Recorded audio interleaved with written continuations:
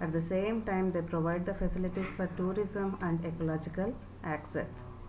And when it comes to plateau region, it is rich in minerals, fossil fuels and forest area. So land is very important, and Indian land specially distributed in this way. Whatever land is available in India, how we are utilizing that land, in what way the land utilization is done is our next topic. Land resources are being utilized for the following purposes, like forest. Then land not available for cultivation means we cannot use that land for cultivation due to maybe because of it is barren land or wasteland, and that land is put to non-agricultural uses like buildings, etc. And then other uncultivated land is there but cultivation is not going on, like pasture land or grazing land for cattle. Pasture land in the sense the land used as cattle feed. Then land under miscellaneous tree crops groups means wasteland where just roughly crops are growing, not cultivation is not going. Cultivable wasteland means cultivation can be done but cultivation is not going on in that area. Then comes another word, first time you might be hearing this word, it is known as fallow land. In fallow land also we have two types, current fallow and then current fallow, in the sense the land where cultivation can be done but cultivation is not done in that area. Current fallow in the sense cultivation not done during that particular year, that's referred to as current fallow. Other than current fallow, not done from the past 3 to 4 years. What might be the reason for cultivation not done? It can be financial problem of the farmer or the monsoon climatic condition, drought condition. So all this comes under fallow land.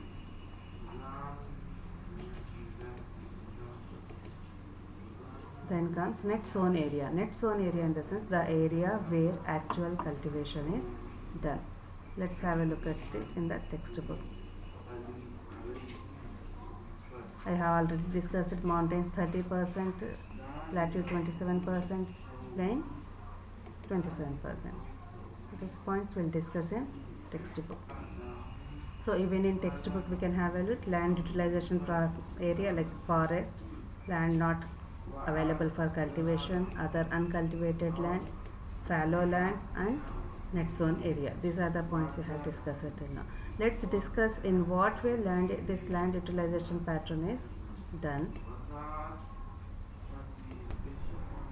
Okay, the use of land is determined by both physical factors like topography, in the sense the area, the relief features of that area, climate, soil type. These three comes under physical factors, and human factors such as population density. These factors determine the land utilization for. If population is more, then more of infrastructure, land used for roadways, railways, construction of industries. Okay, if topography, if it is mountain area, it is hilly area, forest area, less population, more of miscellaneous tree groups can be seen, it depends. Then climate, if it is desert area, we cannot find any kind of vegetation in that area. When it comes to India's size is total geographical India is 3.28 million square kilometers. Overall, this area is being taken into consideration, and then survey is done and report is done in the way of a pie diagram. But overall area is not been covered. 93% of the total area only taken into survey, because most of the few areas like Assam and Jammu and Kashmir, which is been occupied by Pakistan and China, has not been surveyed. Other than that, remaining all areas survey is done, and we can have a look at the we can have a result of that survey in the pie diagram given below. Let's have a look at the pie diagram and the result of the survey. Like 1960 and 61, the land utilization pattern of India is compared with 2002 and 2003 land utilization pattern. If you look at 1960, forest area is 18.11%, whereas now 22.57%. It is a positive sign, of course, but not so positive. Reason, every country should maintain 33% of its land area as the forest area. So still we are lagging behind 10 more, 11 more percentage. At the same time, if you look at second part, barren and wasteland has reduced. It is also one of the positive sign, as they can say. Then third one, area under non-agricultural use. This one, area under non-agricultural use has increased. It's also a positive sign. Then permanent pasture and grazing lands. How much earlier it was 4.7.71. Now it is 3.45. It has reduced. Is it a positive sign? No, pasture and grazing land is for the cattle. If food for cattle is reduced, then how the cattle can survive? At the same time, how do we get the milk products and all? We get it from cattle itself. So it's going to be risky. Cattle feed is also very much required. Then area under miscellaneous tree groups 1. Earlier it was 1.50. Now it is 1.10. Then when it comes to cultivable wasteland, yes, earlier it is 6.23. Now it is 4.41. Though it's a positive sign, but when the land is capable of cultivation, it can be utilized for the cultivation purpose. So work to be done. Then comes fallow land. Fallow, other than current fallow, in the sense from the past 5 years, this much of area cultivation is not done. Earlier it was 3.50, it is 3.82, not much difference. Means cultivation can be done in this area, but cultivation is not going on. Might be due to climatic factors or the money related problems, which can be solved by the government by providing loans at the cheap interest rate, providing pump sets, giving training to the farmers. It can be done. When it comes to current fallow, as you can see here, this is current fallow. Earlier 3.73, now 7.03. Current fallow means from in the year 2002 and 3, cultivation 7.3% of land cultivation is not done, which reduces the net sown area. Net sown area in the sense, earlier 45.26%, now 45.41. Means this land area, this much land area actually utilized for cultivation. As the population is increasing, even the net sown area also need to be increased. But this one clearly showing that net sown area is going down rapidly.